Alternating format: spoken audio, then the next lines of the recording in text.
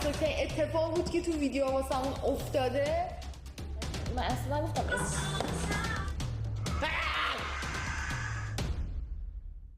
سلام بچه‌ها، قبل اینکه ویدیو رو ببینید اومدم بهتون بگم که توی این ویدیو سه اتفاقات خیلی عجیب غریبی افتاده که هنوز خودمون دلیلش رو نمیدونیم و یکی از اون اتفاقا این بودش که تصویر اون تستی که داشتیم می‌زدیم درست ریکورد نشده و همینجوری یه صحنه رو تکرار می‌کرده. واسه همین مجبور شدم اون دوباره ریکورد بکنم. ممکنه که با تصویر خودمون خیلی هماهنگ نباشه، ولی ویدیو رو تا آخر ببینید و بفهمید که داستانش چیه. خیلی عجیب غریبه.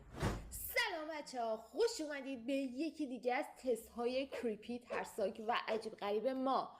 امروز بعد مدت ها باز رفتم یه تستی پیدا کردم که یه حس زغارتی قراره بهمون بده. کلا توش حرف نمیزنم. قراره یه حس زغارتی بهمون بده و به وجودمون، به این که اصلا ما چی هستیم قراره شک کنیم با این تست دیگه. کلا قراره برام